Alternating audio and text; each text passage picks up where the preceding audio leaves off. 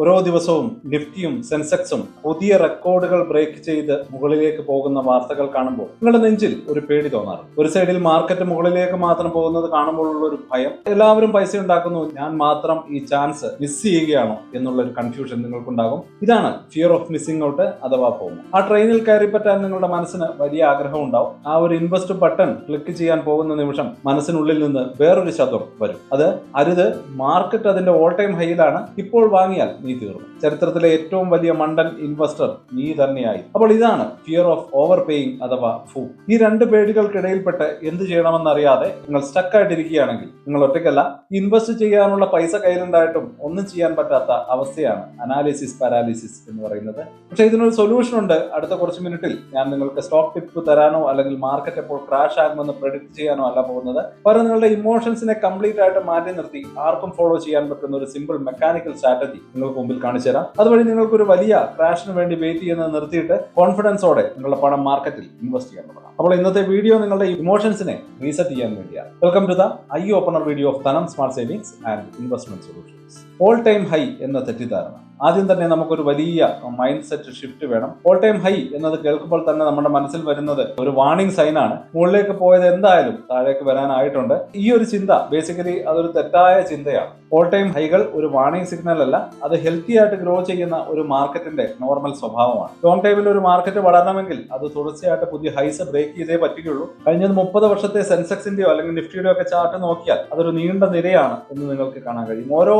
All time hike ശേഷവും അതിലും വലിയ ഓൾ ടൈം ഹൈ വരാനുണ്ട് എന്ന സത്യം നമുക്ക് മുന്നിലുണ്ട്. വേറെ തരത്തിൽ പറഞ്ഞാൽ ഹെൽത്തി ആയിട്ട് ഗ്രോ ചെയ്യുന്ന മാർക്കറ്റിൽ നല്ലൊരു ശതമാനം ട്രേഡിംഗ് ദിവസങ്ങളും അവസാനിക്കുന്നത് പുതിയ റെക്കോർഡിലാണ്. ഏറ്റവും ഉയർന്ന പോയിന്റിൽ ഞാൻ ഒരിക്കലും ഇൻവെസ്റ്റ് ചെയ്യാറില്ല എന്നൊരു റൂൾ നിങ്ങൾക്കുണ്ടെങ്കിൽ മാർക്കറ്റിന്റെ വളർച്ചയുടെ ഒരു വലിയ ഭാഗം നിങ്ങൾക്ക് മിസ്സാകും. അപ്പോൾ നമുക്ക് ഡേറ്റ ഒന്ന് അനലൈസ് ചെയ്യാം. ഇന്ത്യൻ മാർക്കറ്റിലെ ഡേറ്റ നോക്കിയാലും റിസൾട്ട് ഏകദേശം ഇതുപോലെയൊക്കെ തന്നെയാണ്. മാർക്കറ്റ് ഓൾ ടൈം ഹൈയിലായിരിക്കുമ്പോൾ പോലും ഒറ്റയടിക്ക് വലിയ എമൗണ്ട് ഇൻവെസ്റ്റ് ചെയ്യുന്ന അതേ തുക പല തവണകളായിട്ട് ഇൻവെസ്റ്റ് ചെയ്യുന്നതിനേക്കാൾ കൂടുതൽ സമയം നന്നായിട്ട് പെർഫോം ചെയ്യുന്നതായിട്ട് നമുക്ക് കാണാൻ കഴിയുന്നുണ്ട്. എന്തുകൊണ്ടാണ് ഇത് എന്നുകൂടി നമുക്ക് മനസ്സിലാക്കേണ്ടതുണ്ട്. കാരണം സിമ്പിൾ ആണ്. ലോങ് ടൈമിൽ മാർക്കറ്റുകൾ മുകളിലേക്കാണ് പോകുന്നത്. നിങ്ങളുടെ ഏറ്റവും വലിയ റിസ്ക് ഏറ്റവും കൂടിയ വിലയ്ക്ക് വാങ്ങുന്നതല്ല, മറിച്ച് മാർക്കറ്റ് മുകളിലേക്ക് പോകുമ്പോൾ നിങ്ങളുടെ പണം വെറുതെ ഇരിക്കുന്നതിലൂടെ നിങ്ങൾ അവസരം നഷ്ടപ്പെടുന്നതിന്റെ വിലയാണത്.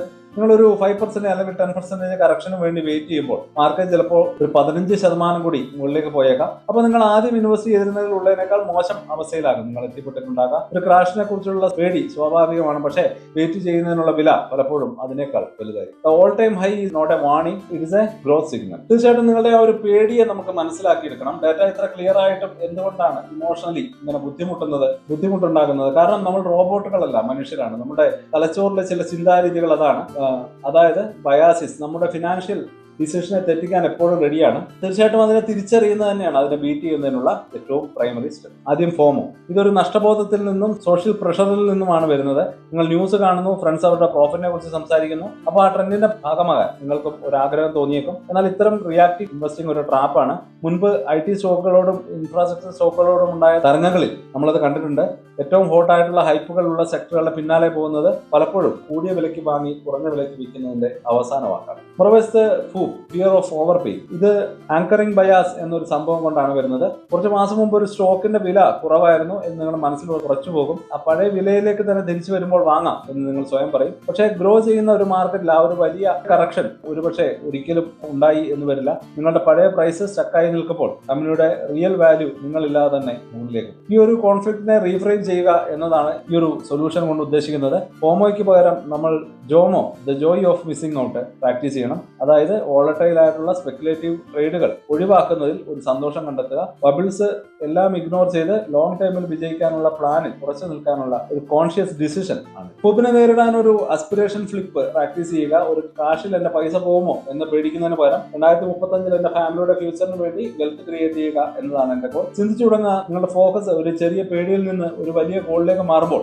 നിങ്ങൾ ഗെയിമിന്റെ റൂൾസ് തന്നെ മാറ്റുകയാണ്. നിങ്ങൾ പ്രൈസിലെ ഫ്ലക്ച്വേഷൻസ് ഗാമ്പിൾ ചെയ്യില്ല. നിങ്ങൾ സിനിമാറ്റിക് ആയിട്ട് നല്ല ഫ്യൂച്ചർ ബിൽഡ് ചെയ്തിരിക്കുകയാണ്. ചിലപ്പോൾ മാർക്കറ്റ് ക്രാഷിനെ പഠിച്ച് വെയിറ്റ് ചെയ്യുന്നത് ചിലപ്പോൾ ക്രാഷിനേക്കാൾ കോസ്റ്റ്ലി ആയി തീർന്നേക്കാം. ഇപ്പോൾ സിമ്പിൾ ആയിട്ടുള്ള 3 സ്റ്റെപ്പ് ഇൻവെസ്റ്റ്മെന്റ് സ്ട്രാറ്റജിയാണ് നമ്മളിവിടെ പറയാൻ പോകുന്നത്. ഒന്നാമത്തെ step 30-70 hybrid rule. Mathematically best ആയതും ഇമോഷണലി നമ്മുടെ ഹാൻഡിൽ ചെയ്യാൻ പറ്റുന്നതിന്റെ നല്ലൊരു മിക്സ് ആണ് ഈ സ്ട്രാറ്റജി. ലംസം ഇൻവെസ്റ്റ്മെന്റ് ആണ് സാധാരണയായിട്ട് വിജയിക്കാറ് എന്ന ആ ഒരു ഡേറ്റയെ നമ്മൾ റെസ്പെക്ട് ചെയ്യുന്നു. പക്ഷെ പെട്ടെന്നൊരു ക്രാഷ് വന്നാലുള്ള ഇമോഷണൽ പെയിനിൽ നിന്ന് നമ്മളെ പ്രൊട്ടക്ട് ചെയ്യുകയും വേണം. നിങ്ങൾ ചെയ്യേണ്ടത് ഇത്ര മാത്രമാണ്. നിങ്ങളുടെ കയ്യിലുള്ള ഇൻവെസ്റ്റ് ചെയ്യാനുള്ള പണത്തിന്റെ 30% എടുത്ത് ഇന്ന് തന്നെ മാർക്കറ്റിൽ ഇൻവെസ്റ്റ് ചെയ്യുക. ഒറ്റയടിക്ക് നമ്മുടെ ക്യാപിറ്റലിന്റെ മെയിൻ ഭാഗം ഉടനടി വർക്ക് ചെയ്തു തുടങ്ങും. മാർക്കറ്റിന്റെ നോർമൽ ആയിട്ടുള്ള ഭാഗങ്ങളിലേക്കുള്ള ട്രെൻഡിൽ നിന്ന് നിങ്ങൾക്ക് ബെനിഫിറ്റ് കിട്ടുകയും ചെയ്യും. ഇത് നിങ്ങളുടെ ഇനാക്ഷനെ ബ്രേക്ക് ചെയ്യുകയും ചെയ്യും. ബാക്കിയുള്ള 70% നിങ്ങൾ തൽക്കാലം മാറ്റിവെക്കുന്നു എന്നാണ് നിങ്ങളുടെ മൈൻഡ് സെറ്റ്. നാളെ മാർക്കറ്റ് ഇടിഞ്ഞാൽ എന്ത് ചെയ്യും എന്ന് എനിക്ക് പേടിയായിരുന്നു. ഈ പണം കയ്യിലുണ്ട് എന്ന അറിവ് നിങ്ങളുടെ ആദ്യത്തെ 30% ഇൻവെസ്റ്റ്മെന്റ് ചെയ്യാനും രാത്രി സമാധാനമായിട്ട് കിടന്ന് ഉറങ്ങാനും നിങ്ങളെ സഹായിക്കും. രണ്ടാമത്തെ സ്റ്റെപ്പ് ഒരു സിസ്റ്റമാറ്റിക് ട്രാൻസ്ഫർ പ്ലാൻ വെച്ച് ബാക്കി 70% ഓട്ടോമേറ്റ് ചെയ്യുക എന്നുള്ളതാണ്. 70% കാര്യം നോക്കുകയാണെങ്കിൽ ഇൻഫ്ലേഷൻ കാരണം വാല്യൂ കുറയുന്ന ഒരു സേവിങ്സ് അക്കൗണ്ടിൽ നമ്മൾ വെറുതെ ഇടാൻ പാടില്ല.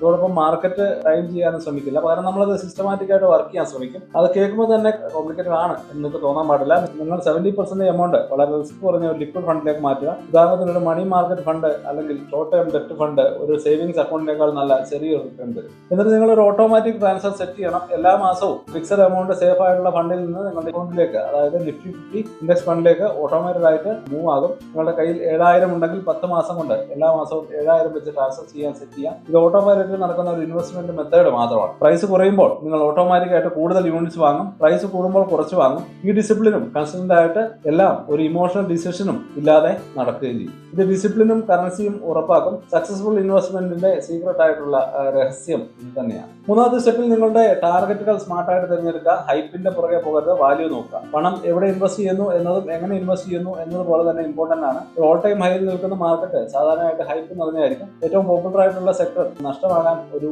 ടെംപ്റ്റേഷൻ ഉണ്ടാവും. പക്ഷെ അത് സാധാരണയായിട്ട് ഒരു നഷ്ടമായി തന്നെ തീരുകയും ചെയ്യും. നിങ്ങളുടെ ഏറ്റവും മികച്ച നീക്കം ഈ ബഹളമൊക്കെ ഒഴിവാക്കി നല്ലൊരു ഡൈവേഴ്സിഫിക്കേഷൻ ഫോക്കസ് ചെയ്യുക എന്നുള്ളതാണ്. മിക്ക ആളുകളും ഒരു ലോ കോസ്റ്റ് നിഫ്റ്റി 50 അല്ലെങ്കിൽ ഒരു ഗ്ലോബൽ സ്റ്റോക്ക് മാർക്കറ്റ് ഇൻഡെക്സ് ഫണ്ടാണ് ഏറ്റവും നല്ല ടാർഗറ്റ് ആയിട്ട് കാണുക.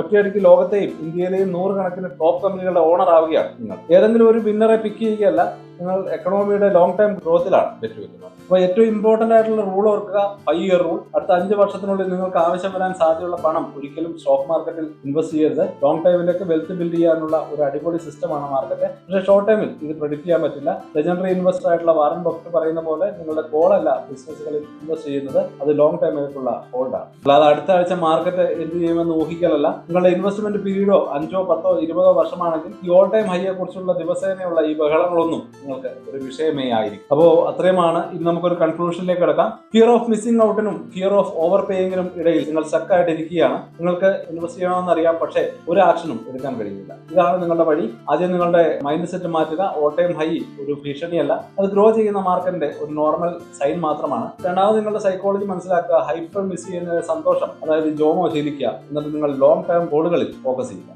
മൂന്നാമതായിട്ട് സിമ്പിൾ ആയിട്ടുള്ള ഈ 3 സ്റ്റെപ്പ് പ്ലാൻ കൂടി എക്സിക്യൂട്ട് ചെയ്യുക.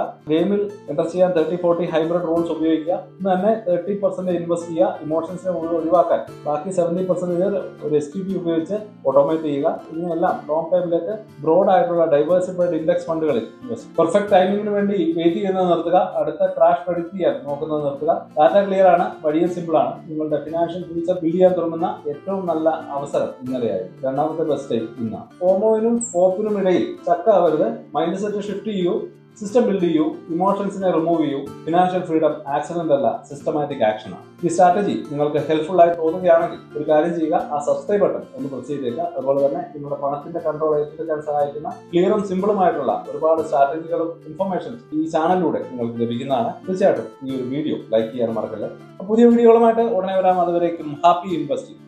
സ്റ്റോക്ക് മാർക്കറ്റിലെ ന്യൂസുകളെയും അതുപോലെ തന്നെ അപ്ഡേറ്റുകളെയും ഉൾക്കൊള്ളിച്ചുകൊണ്ടുള്ള ഒരു ഫേസ്ബുക്ക് ഗ്രൂപ്പ് നമുക്കുണ്ട്. ആ ഒരു ഗ്രൂപ്പിന്റെ ലിങ്ക് ഈ വീഡിയോയുടെ ഡിസ്ക്രിപ്ഷനിൽ കൊടുക്കുന്നുണ്ട്. താല്പര്യമുള്ളവർക്ക് ആ ലിങ്കിൽ ക്ലിക്ക് ചെയ്തുകൊണ്ട് ഗ്രൂപ്പിൽ ജോയിൻ ചെയ്യാം.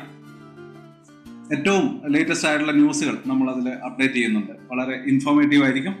അപ്പോൾ ഇത്രയുമാണ് ഇന്നത്തെ വീഡിയോയിൽ ഉൾപ്പെടുത്തിയിരിക്കുന്നത്. പുതിയ ന്യൂസുകളുമായിട്ട് നാളെ വീണ്ടും വരാം. ബൈ.